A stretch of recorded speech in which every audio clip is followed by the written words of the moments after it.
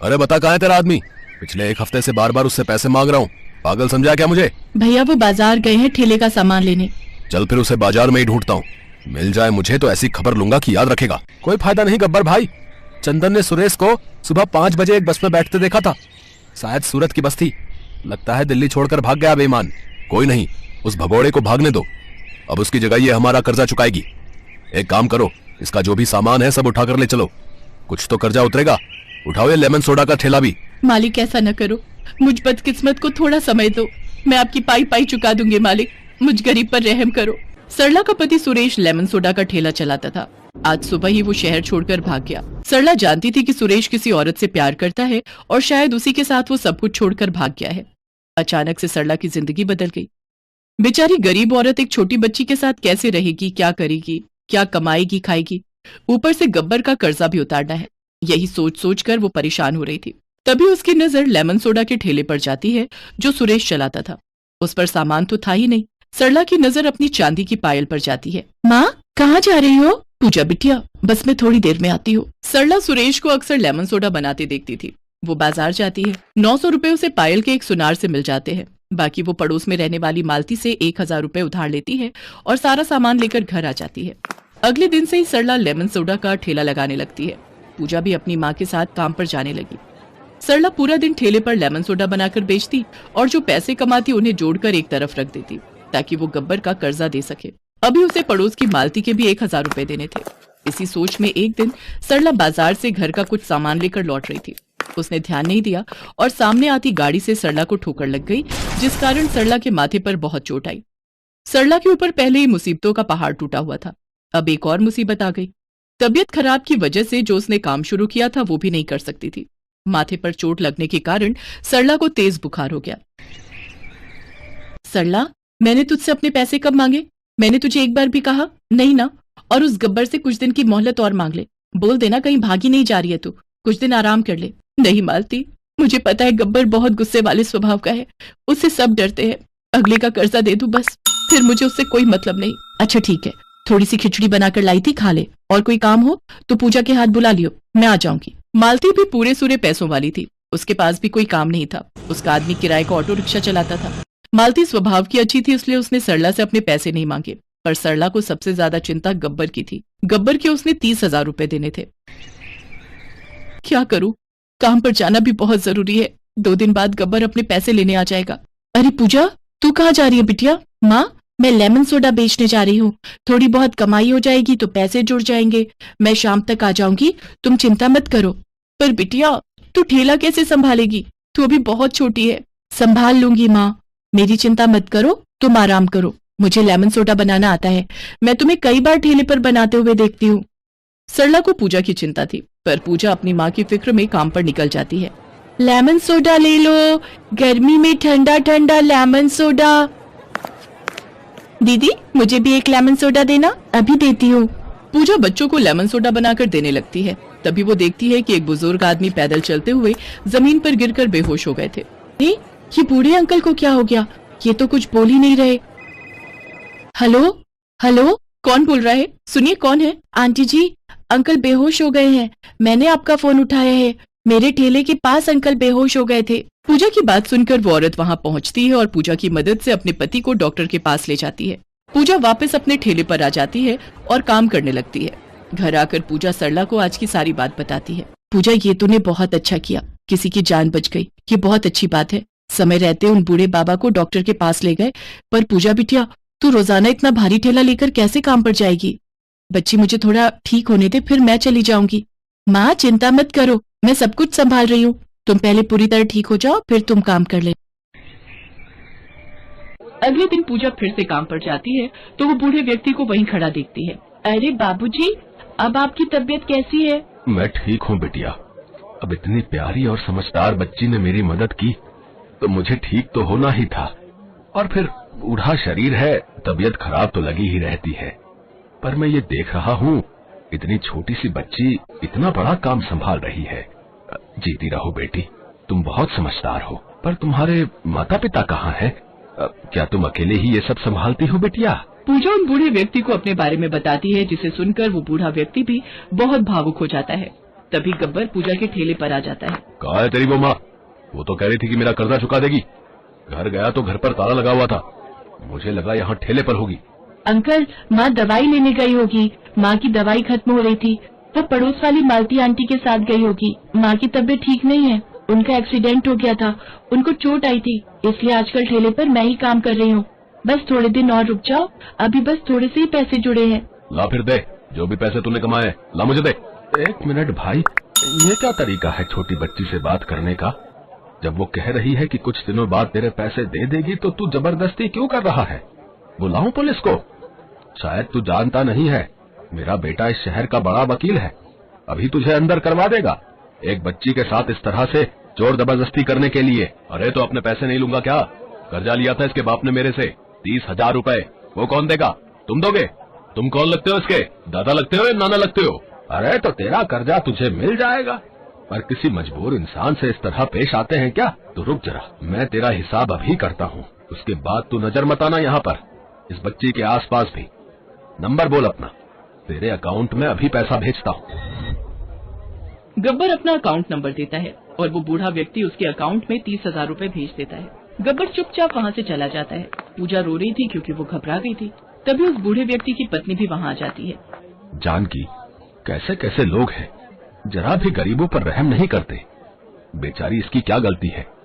इसका पिता गलत निकला तो मुझे बड़ा तरस आ रहा है जानकी इस छोटी बच्ची को देखकर। इस मासूम के लिए कुछ करना चाहिए। तुम ठीक कह रहे हो जी, कितनी मासूम बच्ची है। चुप हो जा बेटी, रो मत। बाबूजी, आपने उन अंकल को पैसे देकर सचमुच माँ की बहुत बड़ी परेशानी दूर कर दी। अंकल, आप घर चलो, मैं आपको माँ से मिलवाऊंगी। बूढ़ा व्यक्ति अपनी पत्नी के साथ पूजा के घर जाता है। सरला को जब पता चलता है कि गब्बर का सारा कर्जा उन्होंने दे दिया है तो वो हाथ जोड़कर रोने लगती है। साहब, मालकिन, आप हम माँ बेटी के लिए भगवान का रूप बनकर आए हो। आप जैसे मददगार फरिश्ते इस दुनिया में बहुत कम होते हैं। मैं मेहनत करके आपको थोड़े थोड़े पैसे लौटा दूंगी साहब। नहीं सरला, पैसे लौटाने की कोई जरूरत नहीं है।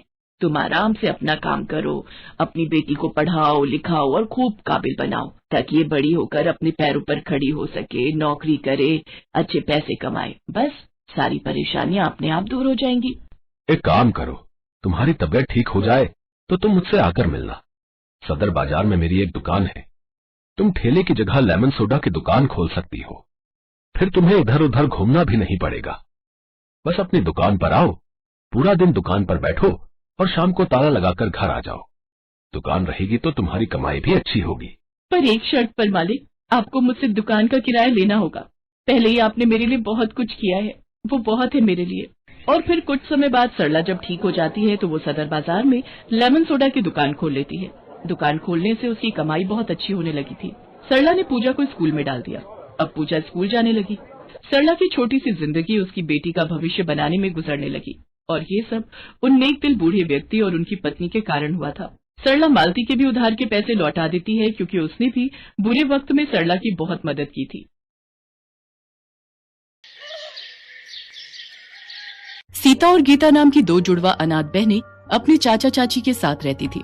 सीता गीता के माता पिता नहीं थे, बचपन में ही वे दोनों गुजर गए थे। तब से सीता गीता अपने चाचा चाची के साथ ही रहने लगी। पर उन बेचारी अनाथ बच्चियों की चाची चंचला बहुत ही बुरी थी। वो उन दोनों को बिल्कुल नौकरानियों की तरह ही रखती थी। कहाँ रह गई दोनों? कितनी देर की बाजार से सामान लेने गई हुई हो, अब आ रही हो? चाची, रास्ते में तेज बारिश हो गई थी इसलिए देर हो गई। ये चीनी गीली कैसे हुई?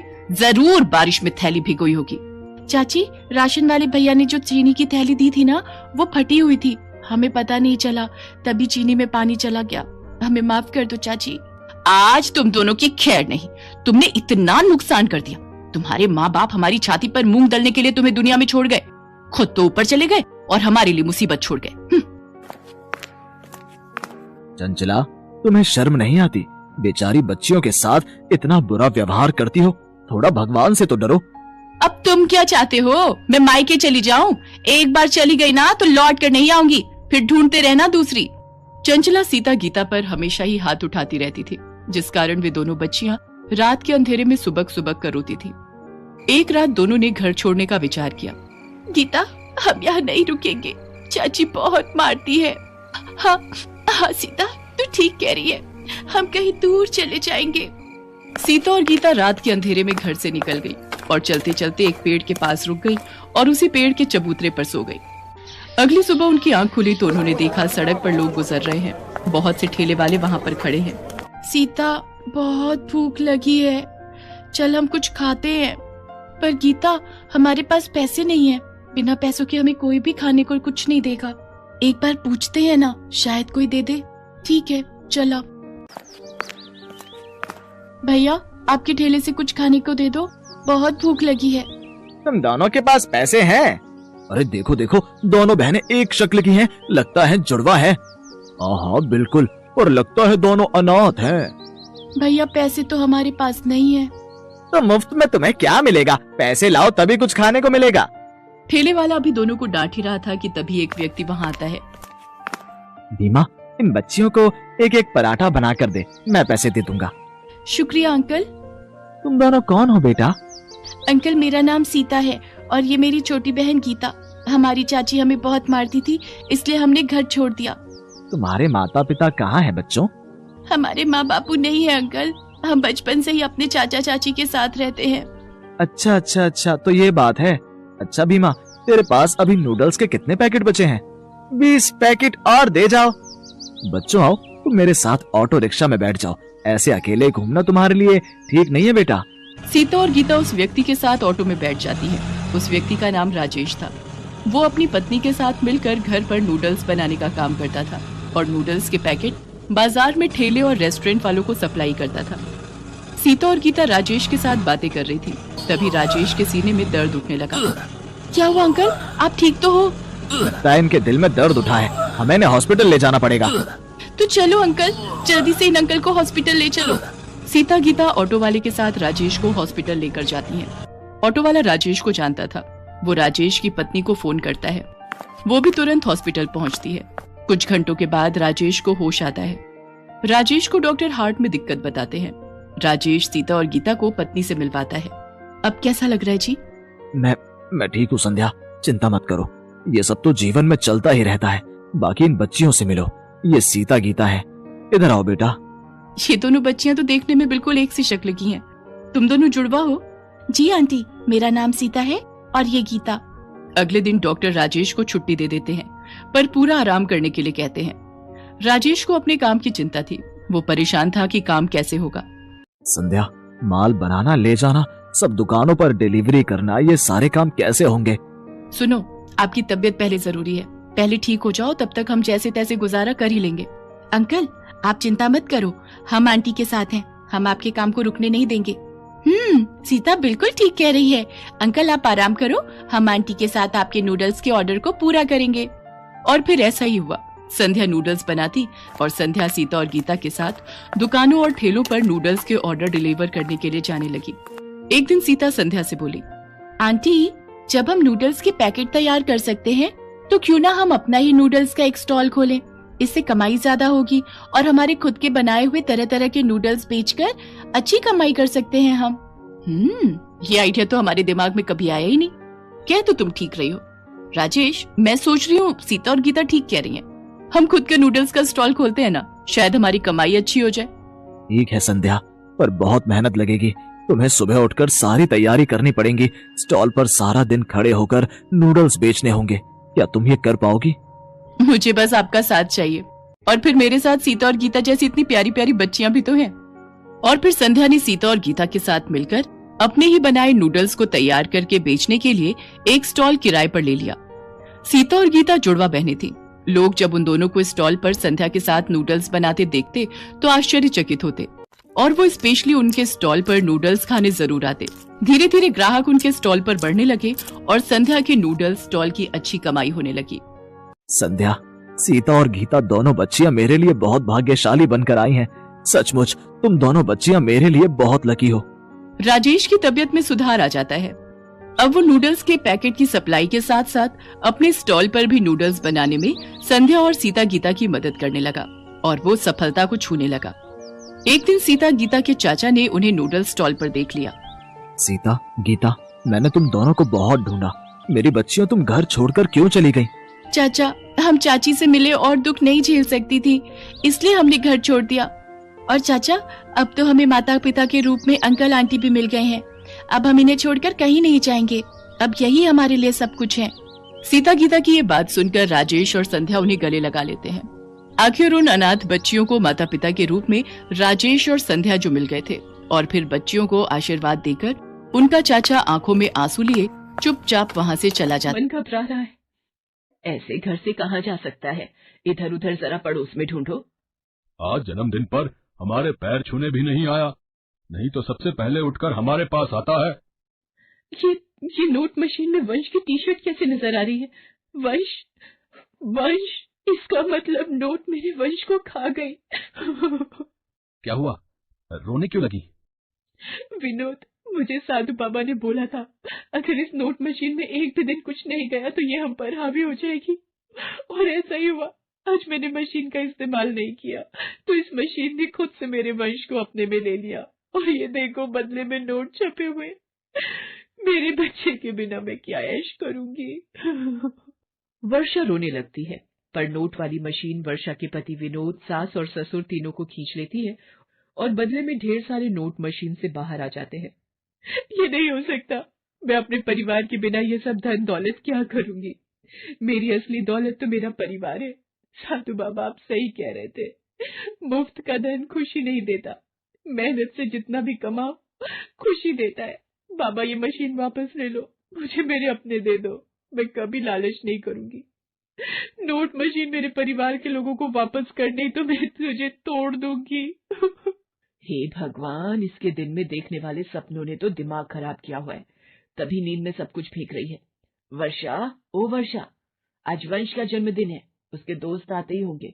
भटूरे का आटा तैयार कर दिया है, जाकर छोले बना ले। विनोद केक लेने गया हुआ है और तेरे बाबूजी वंश के साथ गुब्बारे फुलाने में लगे हुए हैं।